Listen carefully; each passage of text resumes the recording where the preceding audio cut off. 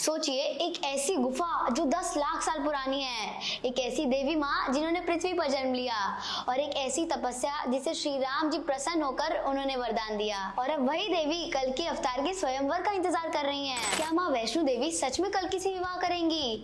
और क्या भैरवनाथ को मोक्ष मिला था या उसके पीछे कुछ और रहस्य है? और क्या एक नॉर्मल सी सिंपल यात्रा आपको मोक्ष प्रदान कर सकती है? इस वीडियो में हम सब मिलकर समझेंगे माँ वैष्णो देवी के जन्म की कहानी, माँ वैष्णो देवी और राम जी के बीच का एक दिव्य संबंध, भैरवनाथ का वध और हनुमान जी की रक्षा, और कल्कि अवतार से कनेक्शन, और एक ऐसी गुफा जहाँ स्वयं देवी माँ ने गर्भवास किया था। आज की वीडियो में आपको सब कुछ मिलेगा, पुराने शास्त्रों और पुराणों के प्रमाण के साथ। जम्मू के त्रिकुटा पर्वत पर स्थित है माँ वैष्णो देवी मंदिर।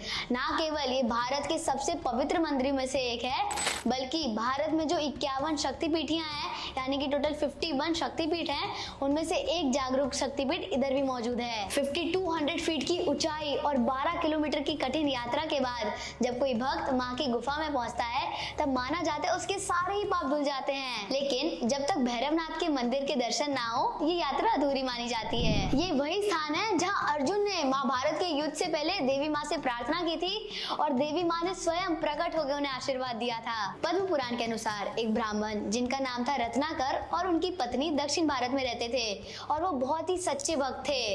प्रतिदिन वो माँ से अपनी संतान के लिए प्रार्थना करते थे। माँ शक्ति ने अपने 3 रूप, माँ लक्ष्मी सुख और समृद्धि की देवी, माँ सरस्वती विद्या और ज्ञान की देवी, और माँ काली रक्षा और विनाश की शक्ति, इन तीनों ही दैवीय शक्तियों का जब कॉम्बिनेशन यानी कि समागम किया, तब एक दिव्य रूप बनाया जिसका नाम था माँ वैष्णो देवी। माँ वैष्णो देवी ने इसी ब्राह्मण के घर जन्म लिया था, और इनका नाम वैष्णवी रखा गया था। वैष्णवी एक तेजस्वी कन्या थी जिन्हें छोटी उम्र से ही श्री राम जी की भक्ति और तपस्या में रुचि रहती थी। 9 साल की उम्र में ही उन्होंने सांसारिक मोह त्याग दिया और एक तपस्विनी बन गईं। जब श्री राम जी अपने वनवास के दौरान त्रिकुटा पर्वत के पास से गुजर रहे थे, तभी वहाँ उन्हें माँ वैष्णवी मिली। माँ वैष्णवी ने एक इच्छा प्रकट की, जो कि थी श्री राम जी के साथ विवाह। श्री राम जी ने इस प्रस्ताव का जवाब देते हुए कहा कि इस युग में मेरा विवाह हो चुका है, लेकिन जब मैं कलयुग में कल्कि अवतार लेकर आऊंगा, तब तुम ही मेरी अर्धांगिनी बनोगी। ये सुनकर माँ वैष्णवी जी बिना विलंब किए वापस तपस्या में लग गईं, और श्री राम जी के कल्कि अवतार के इंतजार में हैं। आज भी वैष्णो देवी में कुल 3 पिंडियां मिलती हैं। पहला माँ काली की, जो कि थोड़े ब्लैक कलर की है।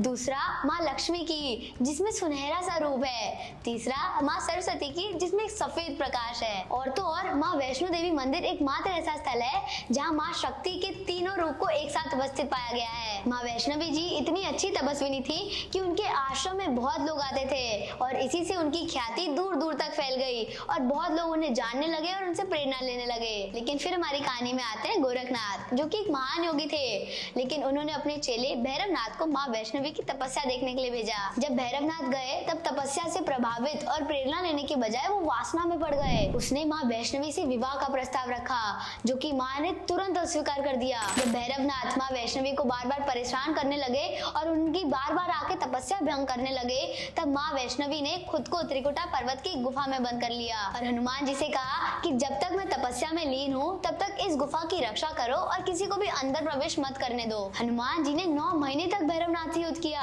जैसे माँ गर्भवास में हो। जब माँ बाहर आई, तब भैरवनाथ को देखकर वो बहुत ज्यादा क्रोधित हो गयी, और काली माँ का रूप धारण करके उन्होंने भैरवनाथ का सिर धड़ से अलग कर दिया। वही सिर गुफा से कुछ दूर जा गिरा, जहाँ आज भैरवनाथ मंदिर स्थापित है। ये भैरवनाथ जिसने माँ को बार बार परेशान किया, बार बार उनकी तपस्या में विघ्न उत्पन्न किया, जब उसकी आत्मा ने माँ से माफी मांगी, तो माँ ने क्षमा कर दिया, और तभी माँ ने उसे वरदान दिया, जब तक कोई भक्त भैरवनाथ के मंदिर का दर्शन नहीं कर लेता, तब तक वैष्णो देवी की यात्रा पूर्ण नहीं मानी जाएगी। और इसीलिए हर भक्त माँ के दर्शन के बाद भैरवनाथ के मंदिर भी जाता है, जहाँ स्वयं भैरवनाथ को माँ के द्वारा मोक्ष मिला था। गर्भ गुफा, जिसके नाम में ही गर्भ है, उसका पाथ भी इतना ज्यादा संकुचित यानी कि नैरो है कि मानो माँ के गर्भ में ही विकास कर लिया हो। कहा जाता है जिसने इस गुफा के दर्शन कर लिए, उसका cycle of birth, death and rebirth यानी कि पुनर्जन्म का चक्र ही टूट जाता है। और इसीलिए माँ वैष्णो देवी के दर्शन से पहले इस गुफा का भी दर्शन अनिवार्य है। श्री राम ने वैष्णवी से जो वादा किया था, वो विष्णु जी के अंतिम यानी कि कल्कि अवतार में जाके पूरा होगा। पुराणों में लिखा गया है, जब अधर्म पृथ्वी पर चरम सीमा तक पहुंच जाएगा, तब विष्णु जी अपना कल्कि रूप धारण करके आएंगे।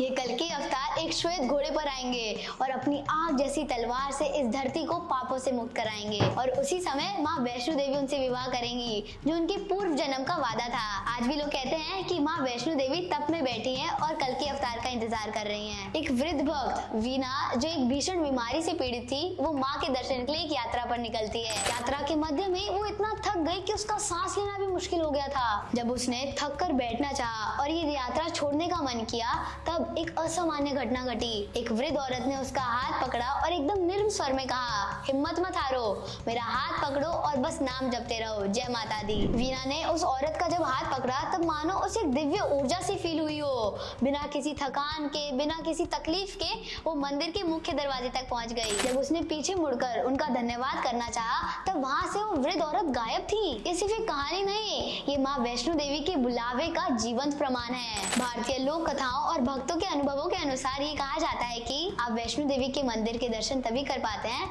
जब आपको स्वयं माता का बुलावा आया हो, वरना लाख चाहकर भी किसी न किसी वजह से यात्रा अधूरी रह जाती है। यही वजह है कि लोग कहते हैं कि ये यात्रा आप नहीं चुनते, बल्कि माँ स्वयं आपको चुनती हैं, और जब तक उनका बुलावा ना आए आप भी उनके दर्शन नहीं कर पाएंगे। आज भी माँ वैष्णो देवी वहाँ स्वयं जागृत हैं। उनके दर्शन सिर्फ भक्ति का प्रमाण नहीं, बल्कि आपकी आत्मा का निर्माण भी है। आपका क्या विश्वास है माँ के बारे में, और क्या आपको भी कभी माता वैष्णवी का बुलावा महसूस हुआ है? अगर हाँ तो कमेंट करके जरूर बताएं। अगर आपको माता वैष्णो देवी की ये पुरानी कथाएं अच्छी लगी हो तो इसे अपने फ्रेंड्स और फैमिली मेंबर्स के साथ भी शेयर करें, ताकि उनकी भक्ति भी और गहरी हो सके।